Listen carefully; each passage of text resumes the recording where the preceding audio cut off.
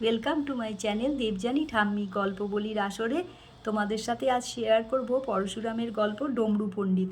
গল্পটি যদি তোমাদের ভালো লাগে তাহলে লাইক কমেন্ট আর শেয়ার করে দিও, আর চ্যানেলটিকে সাবস্ক্রাইব করে পাশে থেকো। চলো শুনি গল্পটি। নতুন পুরনো সব বন্ধুরা। আচার্য রোহিতের কাছে শিষ্য ডমরুর শিক্ষা সমাপ্ত হয়েছে। তো আচার্য বললেন, এবার তুমি চলে যাও ব্রহ্মচর্য আশ্রম থেকে গৃহস্থে প্রবেশ করো। ডমরু গুরুদেবকে প্রণাম করে একটি স্বর্ণ মুদ্রা দিতে চাইলেন দক্ষিণা হিসাবে। গুরুদেব বললেন, তুমি এই 25 বছর ধরে আমার যা সেবা করেছ, তুমি বরং তাতেই আমার দক্ষিণা পাওয়া হয়ে গেছে, তুমি এটা তোমার কাছে রাখো। তবে শোনো, কখনো কিন্তু এখন তুমি কোথাও গিয়ে কোনো রাজাকে তুষ্ট করে তার সভা কবি বা সভা পণ্ডিত হয়ে দিন যাপন করো, কিন্তু শুনে রাখো, নির্বোধ আর আত্মগর্বী লোকের কাছে থাকবে না, তাদের দানও নেবে না। ডমরু সেই তার মাথা নিচু করে গুরুদেবকে প্রণাম করে রওনা দিল। যাবার গুরুদেব তাকে আশীর্বাদ করলেন, সরস্বতী তোমাকে রক্ষা করুন, দেবগুরু বৃহস্পতি তোমাকে সুবুদ্ধি দিন। আর যেতে যেতে যেহেতু কোনো রাজার কাছে গিয়ে সভাকবি বা সভাপণ্ডিত হয়ে থাকতে বলেছে, তো রাজার কাছে গেলে রাজাকে সন্তুষ্ট করার জন্য ডমরু একটি প্রশস্তি রচনা করলেন। চন্দ্র সূর্য ম্লান তব যশের প্রভায়, পরাজিত শত্রুকুল ছুটিয়া পালায়, দেববৃন্দ হতমান নিরানন্দ অতি, অসুয়ার শয্যাগত ইন্দ্র সুরপতি, উর্বশী মেনকা রম্ভা চারি স্বর্গধাম, তোমারে ঘিরিয়া নৃত্য করেছে অবিরাম, পদ্মালয়া করেছেন তোমারে বরণ, একাকী বৈকুণ্ঠে হরি করেন ক্রন্দন, ডমরু পণ্ডিত আমি গাই তব জয়, মহারাজ মোর প্রতি কিবা আজ্ঞা হয়। প্রথম গেলেন কাশীরাজ বিতর্দন কাছে, গিয়ে সেই পাঠ করলেন। অমনি রাজা বলল, বাহ, দারুণ সুন্দর প্রশস্তি, এই বিপ্রকে 100 স্বর্ণ মুদ্রা দাও কোষপাল। ডমরু অমনি মাথা নেড়ে বললেন, না মহারাজ, নির্বোধ আত্মগর্বী লোকের দান আমি নিতে পারি না। আশ্চর্য হয়ে রাজা বলল, নির্বোধ আত্মগর্বী কাকে বলছো? আপনাকে। আপনার প্রশস্তিতে যে উৎকট অতুক্তি আছে, আপনি সেটা মেনে নিলেন অম্লান বদনে।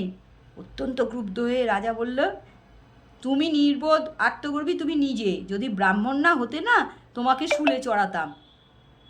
কোষপাল, ওকে 1 রৌপ্যমুদ্রা দিয়ে এই গণ্ডমূর্খকে বিদায় করো। সেই দানও নিলেন না ডমরু।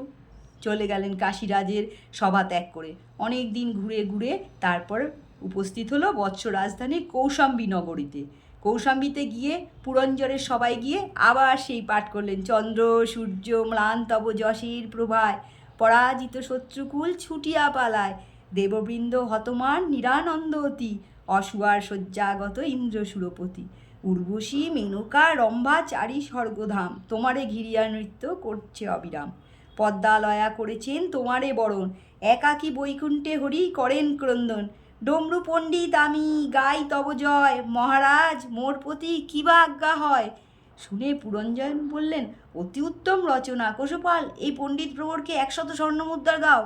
ডমরু আবার কিন্তু মাথা নেড়ে বললেন, না মহারাজ, নির্বোধ আত্মগর্বীর দান আমি নিতে পারবো না, গুরুদেবের নিষেধ আছে।